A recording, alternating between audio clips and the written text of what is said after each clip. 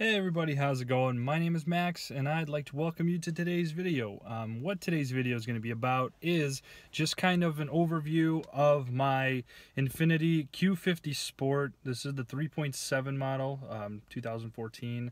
I recently made, well not recently, but maybe about a year back, I did make videos with this car when I first purchased it, and then I also had a few upgrades that I kind of showcased in another video. And this one specifically is just going to be that year and a half later with the car and my personal experiences, what I hate, what I love, that sort of thing. So I'll go ahead and get right into this, guys. I really hope you do enjoy the video, and we'll go ahead and get started with it. So for those of you that have not seen my original video of when I got the car, I will link it in the description of the video below. I currently just wanted to showcase the amount of miles that I have as of now, April 2018. So I originally purchased the car with about 17,000 miles, a second owner, and currently at, let me pull that back up there, at 30,952 miles. So again, I had my last oil change about 3,500 miles ago, so probably another 1,400 or so before I come into changing it again. I gotta say, overall, within those 13,000 miles that I added myself as the second driver, definitely had really no major issues. I did perform a brake flush at about 20,000 miles, and then for the most part I had minor maintenance. I did have to actually change out the shock absorber on my front right side, because it was actually worn out. It was leaking fluids, so I got that covered under my warranty, and my warranty is the pre-certified warranty, and I have that until 2019. I purchased the car 2017, very beginning of 2017, and with the pre-certification they had the factory warranty up until October, and then also the pre-certified warranty, which is that 2 years after the factory warranty expires. So again, still had that at my advantage for anything, if anything may go wrong. But that, again, that's just kind of showcasing the miles. Now, being that this is the 3.7 liter model, so similar to a 370Z, G35, and any of the other G sedans that carry the 3.7 liter engine, the Q50 does as well. So there are other models in the Q50, I guess, like brochure, where there is the 3 liter, and then I don't know if that's, I think it's twin turbo 3 liters, but anyway, that's kind of going into 2016 and up. I think at the 2014 and 2015 year, they still stuck with the 3.7 liter for these Q50 sports sedans and the Q50 premiums. It's the same motor basically. But anyway, I do have an exhaust mod on here. It is currently an Axleback. It is Optimus Performance Axleback exhaust. So there are features for a full catback, but currently I'm looking at what I really want for this car. But at this time, this is what I have for the exhaust. And again, with the with the 3.7 liter VQ engine, it does have that very unique tone, and when you definitely put an exhaust on it, it really just emphasizes the tone, and to me, I love it. So I'm going to do a fresh cold start. I have not started the car since yesterday, so you're going to really hear the full growl. I just have my door open so you guys can kind of hear it a little bit, and I'll put my camera somewhat in the outside portion of the car. So let's do this.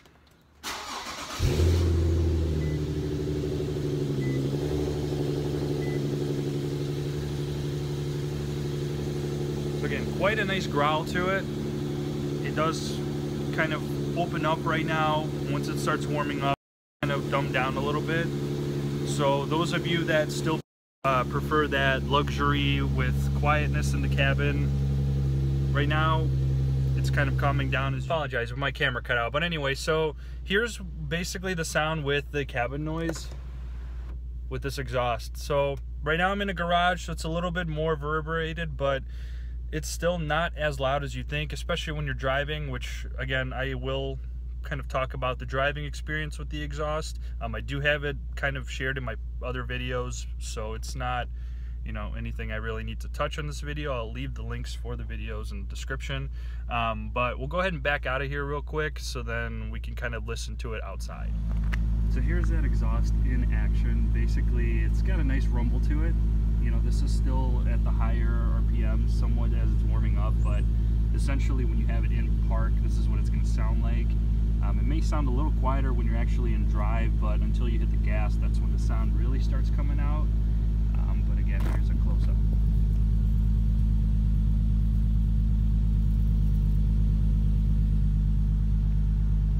Now the part that really grabs my attention with the Q50 is the sleek and sharp outlines of the bumper. So you have that really mean, aggressive sport bumper for the Q50s. The 2018 models are a little different.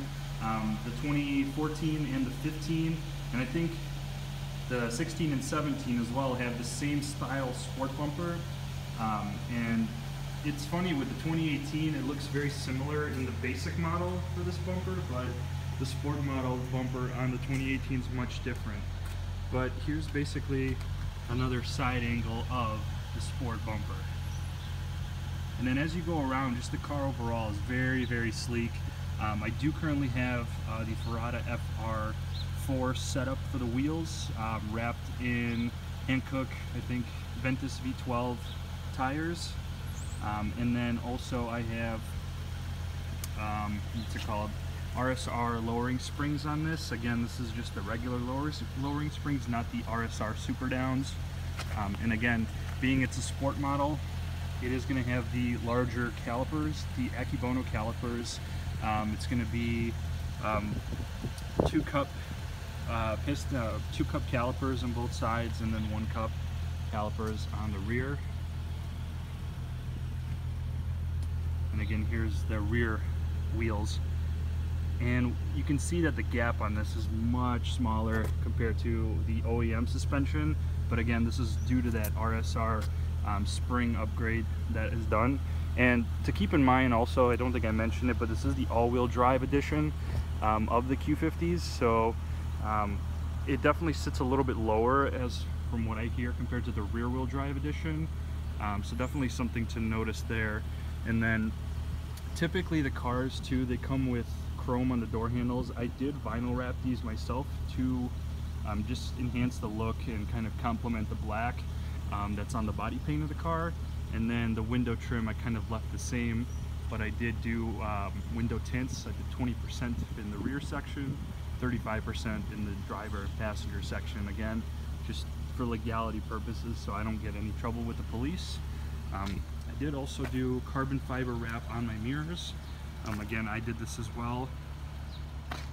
So again, just enhances the look and makes it look a lot nicer. And then the chrome stripe. So my apologies, my Bluetooth keeps connecting to the car inside and it keeps cutting out the camera. But anyway, I left off at the chrome trim, basically leaving it as so without blacking it out. And then again, you can see that the tint here, this is the 20% tint for both the rear door and the back glass there. So also I did do some work with my taillights. So I did black them out, and it is the Vivid vinyl that I used for this, and again it's with the air releasing technology, so very good stuff to work with. First time using it, and it turned out pretty well. And again, a view of the exhaust. And then just another quick walk around on the car. Again, you can see those beautiful Ferrata wheels. And the IPL badge we just kind of added for the looks mainly. But again, overall, the car is very beautiful. Okay, so now that we got a glance of the car outside, just really showcasing the beauty of it all, you know, this is what really made me want to buy this car, is because, again, it's just a very sporty looking sedan. The bumper is really just sharp and sleek. The lines of the car are very beautiful. It sits perfectly. It's nice and wide of a sedan. And it's just overall a great car. Lots of power, all-wheel drive. You can't really ask for much here, you know, especially in Chicago. All-wheel drive is definitely something that's quite essential to your daily driver. But I mean, this is also going to be just personal experiences, what I also like and dislike of the car. I mean, I didn't really go through anything maintenance-wise that was really major. I just did basic maintenance, like, you know, the every 5,000 mile oil changes, or just rotations, or brake flushes, that sort of thing. As you guys heard me mention, I did do a brake flush at 20,000 miles, which is the recommended amount of miles for a brake flush on these cars. I had a 370Z prior to this, and I also did it in the same interval of about 20,000 miles, and then also changed the oil as well right about at 5,000 miles for both my 370Z and the Q50S. Again, both are 3.7 liter motors, so they're kind of on the same intervals when it comes to oil changes. In terms of a transmission flush, I'm hearing that it's wiser to do it at the 30,000 mark, which I feel, I think that might be a little too soon. I understand maybe at 50,000, but I also have to understand too that this is much of a sportier car, so maybe it is something that is recommended. For that, I'm not quite sure. For those of you watching, if you do have more knowledge on when a transmission flush should be serviced, I definitely think you should mention that in the comments, just so then I would know, and then anybody else watching this video will know. But that's just basic maintenance aside. I did have a problem with the front right suspension on the car. There was an issue where when it came time to getting my just kind of like my prep work started for the RSR springs, just kind of examining everything underneath, making sure the suspension and the struts are all good before we put the springs on. You know, one of them had a leak from what it looks like, and even my buddy who is a mechanic said it's a bit unusual. Typically, you know, on these kind of cars, you know, at the time I was only 3 years old when I first got this looked at. It typically shouldn't happen for another 7 to 8 years, you know, from factory, you know, when it's first made, to about 7 to 8 years later, for that piston to kind of like, I guess, not quite sure what happened. It probably ruptured something, you know, the fluid leaked out of the strut itself, and then, you know, it was a bit of a, not a huge issue, but he was noticing that the tire was kind of cupping on the inside just because it was sitting a little bit weird, because again, it lost a lot of pressure since that liquid came out. So it kind of sat a little bit lower on the right front side, and then kind of started eating away at my tire a little bit, not too much. This was on my OEM Sport tires and sport wheels that came with this car, not my Ferrata wheels. That was already fixed by the time I put the Ferrata wheels on. But anyway, that was one thing that I had to get serviced. My mechanic told me to get it serviced before we put the springs on, again, just because it's going to be better in the long run. So under warranty, that did cover my my repair for that, so I did have to give them the car for a little bit, because I did get some other things done as well. So I got that fixed under warranty, which was about a $350 repair. Fixed that for free under the warranty that I have. I also got the brake rotors resurfaced because I was having an issue right at about the 20,000 mile range with the rotors being warped. So just a quick definition of what warped rotors are is when it's really when the rotor itself, it's not quite flat. It has like little bumps and like little divots in it. So when you apply the brake with your foot and the caliper starts clamping down on the rotor, it's going to catch all of those little it's going to catch all those little divots and dents that are in that rotor, and it's going to cause it to shake. You're going to feel your steering wheel shake as you're braking. I typically didn't notice this until I was driving at highway speeds when I start slowing down, but if you're going below 45, 50 and you start applying the brake, it shakes a little bit, but not too noticeable, not to the point where you're like, oh my goodness. But the real shakiness started happening when I'd be 70, 80 plus, and if I gently apply the brake, it would already start shaking pretty violently. It was, you know, typically wouldn't brake hard on highways anyway, but you know, to the point if you're just slightly applying the brake like you normally would to slow down and you get this immense shaking, it's not a good thing. So that's something that I had the dealership take care of for me as well under my warranty, is to resurface the brake rotors. And again, they did this for free. They do it, I think, as a one-time courtesy service. I think afterwards, if it does happen again for resurfacing, then that's when you would need to pay again for that service based off of what they told me. The thing to remember too, the front brakes are always going to be the ones to take the more oomph of the stopping power. So the shake was definitely coming more so from the fronts than the rears, but they did all four for me as a one-time service, you know, I guess like free of service or whatever for me buying the car there. But again, it's been about 10,000 miles now, and the resurface definitely did wonders. No shakiness of any kind. Took several road trips the last 6 to 8 months, and no issues at all. It definitely it's perfect. So I'm kind of glad I definitely did that. They did also fix a couple recalls that I had on the car. One of them was an airbag sensor or something. I'm not quite sure. Nothing major, but overall, my ownership of the car being a year and a half now, that's basically all the stuff that I kind of went through in terms of maintenance. I do have upgrades that I plan on doing to the car, and I'll kind of share with you guys a list of what I kind of have planned for this year, already lined up. So that's kind of where I had my my hiccups here and there with the maintenance part. But again, the dealership took care of it. The pre-certified warranty took care of it. So nothing out of my pocket in the end, which is always a good thing. Now, just quickly, I am going to list off 5 good things I love about the car and 5 bad things I hate about the car. So I definitely want to start with the good things first. Number 1, I love the power. 328 horsepower, and it's just beastly, because for 3.7 liter to move this 5,000 pound sedan at the speeds that it does, incredible. Again, that's one huge thing I love with this. It's the power of this 3.7 liter VQ engine. Amazing. Number 2, so 1, 2, is the all-wheel drive system. It's the Infiniti's intelligent all-wheel drive system. So a lot of people say it's not the true all-wheel drive.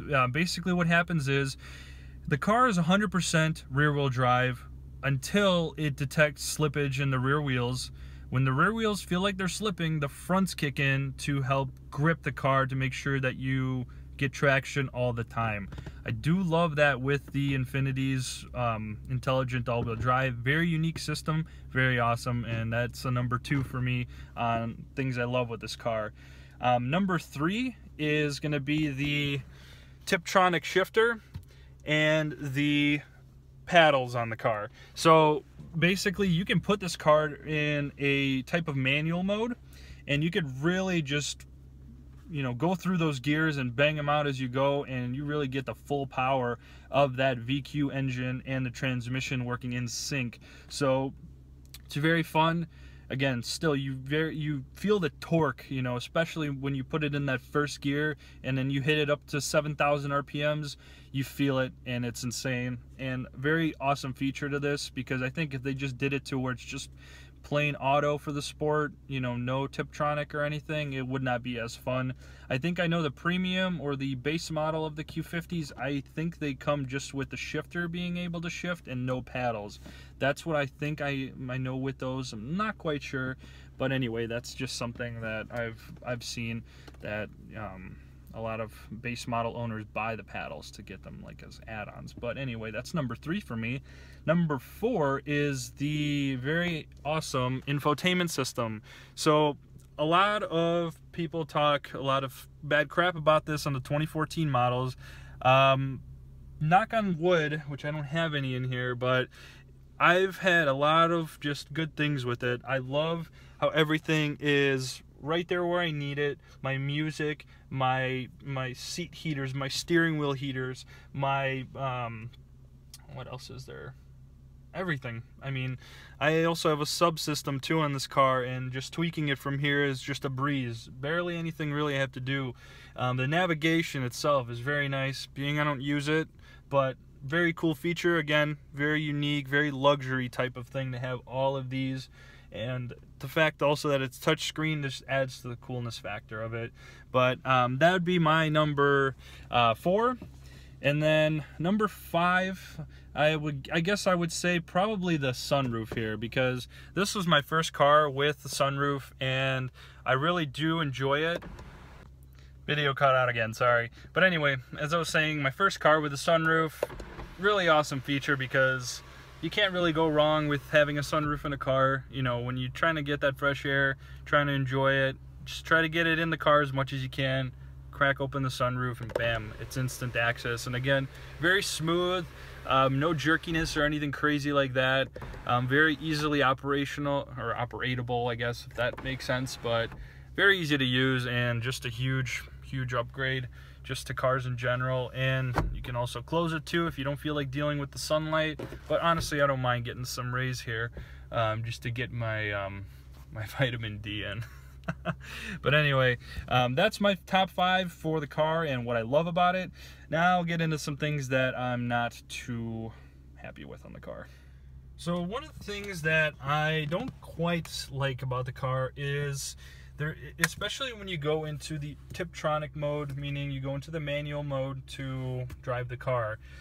There is weird lags in the car, which I've noticed, and I've read about this, and it's quite a common thing in the 2014s with like this weird, almost like it's slipping type thing, when you're going from 2nd to 3rd gear. I guess to best explain this in wording is when you're about to shift from 2nd to 3rd, you know, and rather like maybe between 3,000 and 4,000 RPMs or something, when you switch it in 3rd, it'll show here that it's in 3rd, and then like the RPMs are still high, and then they drop down like really weird, and the shifting in general is not the smoothest when it comes to that transition from 2 to 3. But overall, I mean, the car is good, but there is just some things with the transmission that cause it to not really shift as smoothly as I want. I mean, I could shift smoother in a manual than this, but again, that's why it's an automatic. It's not a true manual, so it's never going to be perfect shifts. The downshifts, however, are always on point. But again, when it comes to transitioning, you know, 2 to 3, there is that weird delay, and sometimes it can kind of be annoying because it feels like the car's transmission is like out of sync or something. But anyway, that's one thing I'd probably mention as a thing I don't like on this car. So number 2, and I may be nitpicking with this, I've been meaning to get these lights changed out for the longest time, and I came to the hard realization that they're actually hardwired into the car here, and you cannot get them out. And it's kind of disappointing that everything else in this car is easily removable in terms of lights, but over here it is impossible, and you basically have to tear this down, and you basically have to hardwire it.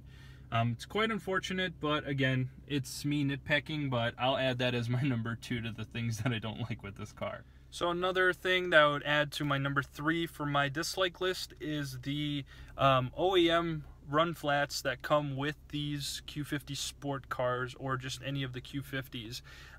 They do come, I think it's the Dunlop, I forgot the exact name, but they're Dunlop tires, and they are run-flat tires specifically for the Q50 Sport and Q50 Premium models that come with them. Why I don't like them? First of all, they're very loud. So I took a road trip over the summer, you know, several hundred miles on those things, and the amount of road noise was just insane. It was very loud, and trying to have a conversation during the road trip was quite annoying when you're going 80 miles an hour and it's just like this shh sound. It's quite loud. You kind of drowns out after a while when you're listening to for hours on end. But that's kind of one thing that I didn't quite like about them. and they are just like driving on rocks, I gotta say, because when you're driving over bumps and stuff, you feel it. I mean, granted, now I have my RSR Infiniti wheel set up, and I feel like even that's smoother than the Oem Run-Flats that come with this car on stock suspension. I mean, you could feel it. You could really feel it. They're just not the greatest thing. They're quite expensive too, especially if you blow one of those out. It's like $400 a tire, I think. And I mean, I've seen a lot of just reviews on those and pictures of people blowing them out, hitting a small pothole, the tire bubbles on the side, or it cracks the rim and bubbles like crazy, and you have to get all that changed. I don't know how much protecting they really do. I feel like they don't absorb shock as well, so they just take it straight to the wheel and cause a lot of damage. But again, you also have to be mindful when you're driving, but sometimes it's hard to, and it just kind of comes out of nowhere and you drive into that, that random pothole or whatever it is. But again, that would be number 3 for the Run-Flats on this car. Alrighty, so I tried to think of 2 other things that I dislike with the car, and it turns out I don't even have 5 things I could name on here that I don't like with this car. This car is amazing. I mean, I really just cannot find any other negative things. If anything, I feel like I nitpicked on a couple of them, just because I really don't know what else that I hate on this car. This car is very amazing. Again, it's priced very, very well, especially for what I purchased it for. That's another thing too. They're quite affordable cars, especially the base and premium trims definitely are very affordable for those of you that are still looking to get that power, that all-wheel drive, and at least have that. You could still get it for a very nice affordable price. But just kind of summing up this video and my thoughts on the Q50S overall is, again, you guys heard me say it, very exceptional car. Lots of power, all-wheel drive, lots of tech features, comfortability, space, the handling, everything is amazing on this car. You really get what you pay for with Infiniti, and parts are also readily available too. That's the best thing about it. It's basically an American Nissan is what I can compare it to. Infiniti is more so American, Nissan is Japanese. Those are like sister companies basically. So again, when it comes to parts, if you take apart a lot of the stuff on this car, you're going to see Nissan stamped inside of it. So very readily available parts. It's always a good thing. And then just overall, the amount of things you can do to this car. Like I said, I have a mod list of things that I'm going to be putting on this car, and there's quite a lot of things you can do. You can do suspension, you can do wheels, you can do forced induction on this if you wanted to. You could do basic stuff like exhausts or intakes, or you can do like outside accessories like a front lip, a trunk lip, a rear diffuser, or some side skirts or something. There's very tasteful cosmetic mods out there for this car as well, which to me, I'm not all extravagant with slapping things on the outside of my car, but I mean, to the point, some things look very nice and subtle and they make the car look good.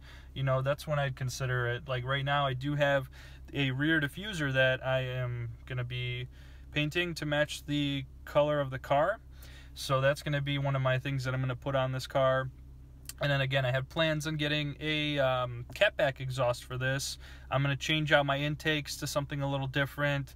I might maybe consider a front splitter. Maybe I'm lowered now in RSR, so I'm a little bit kind of second thinking that, because it's going to bring the car's bumper pretty low to the ground, and I don't want to get anything torn off.